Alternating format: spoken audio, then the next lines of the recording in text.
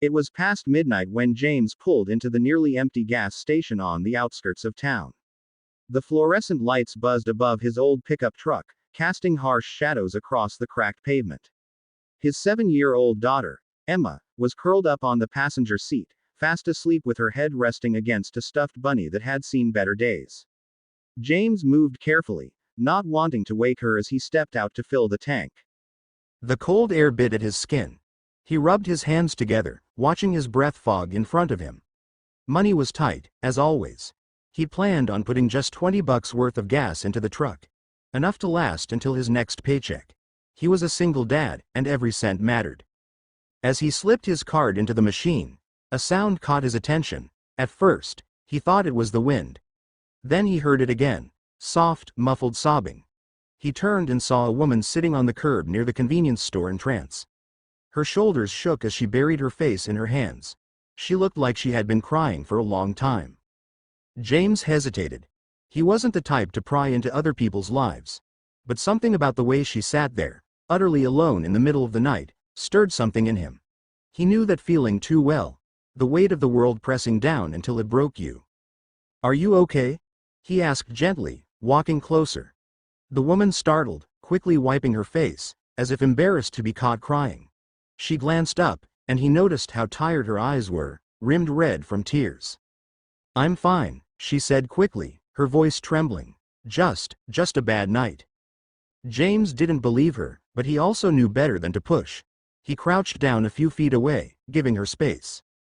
"Sometimes bad nights feel less heavy if you don't face them alone," he said quietly. For a moment, she didn't respond. Then, to his surprise, she let out a broken laugh. "That sounds like something from a fortune cookie." "Maybe," James said with a small smile, "but I mean it." The woman looked at him, studying his face as though searching for judgment, but found none. Finally, she sighed. "My name's Sarah," she said. "James," he replied. "And that's Emma," he added, nodding toward the truck where his daughter was still asleep. Sarah's gaze softened when she saw the little girl. "She's beautiful." "Thanks," James said, his voice thick with pride. "She's my whole world." They sat in silence for a moment. The hum of the gas pump, the flickering light of the sign above, and the occasional passing car filled the space between them.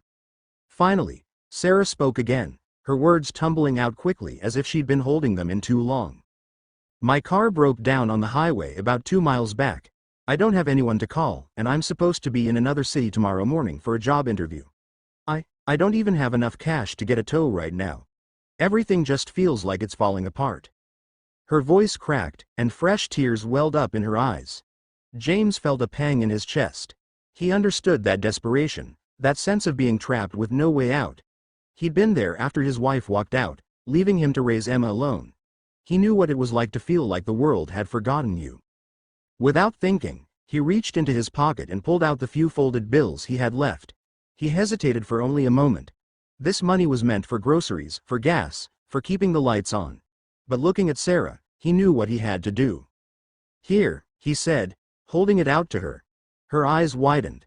"No, I can't take your money." "Sure you can," James said softly. "It's not much, but it'll help get your car towed. Or at least get you somewhere safe tonight." Tears spilled down her cheeks again, but this time they weren't just from sadness. She shook her head. "Why would you do that? You don't even know me." James shrugged. "Because once, someone did the same for me when I needed it most. And I promised myself I'd pay it forward when I could." Sarah covered her mouth with her hand, overcome with emotion. She took the money reluctantly, her fingers trembling as they brushed against his. "Thank you," she whispered. James stood, brushing the dirt from his jeans. "Come on, let's get you some coffee. The night always feels a little less heavy with coffee." Inside the convenience store, James bought 2 steaming cups of cheap coffee. They sat at a small table by the window, sipping in silence for a while. Emma stirred in the truck, and James kept glancing out to make sure she was okay. "You're a good dad," Sarah said suddenly. James looked down, surprised. "I don't know about that. I'm just doing my best." "Sometimes, your best is everything," she said softly. "It's more than some kids ever get." Her words touched something deep inside him. For years, he had carried the fear that he wasn't enough. That Emma deserved more than a father struggling paycheck to paycheck. But hearing it from a stranger somehow gave him a little hope. By the time Sarah finished her coffee, her shoulders were a little less tense. Her eyes weren't as heavy with sadness. James gave her the number of a reliable local tow service, insisting she call them while he waited with her. When the tow truck arrived, James helped her gather her belongings from her broken-down car. Before she left, she turned to him. "I don't know how to thank you. You didn't have to do any of this." "Just promise me one thing," James said. "Anything." When life gives you the chance, help someone else the way you wish someone would have helped you tonight. Sarah nodded, tears in her eyes once more. She hugged him tightly before climbing into the truck that would take her and her car away. James stood in the cold night, watching the red taillights disappear down the road. Then he went back to his pickup, kissed his sleeping daughter's forehead, and drove home. Weeks passed. James nearly forgot about that night at the gas station, except for the way it had reminded him of the quiet power of kindness. Life carried on as usual: work, school drop-offs, late-night dinners of boxed macaroni and cheese. He didn't expect to ever see Sarah again.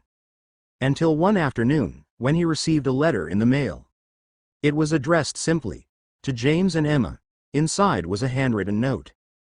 "James, I don't know if you remember me. I'm the woman from the gas station. I made it to my interview, and I got the job.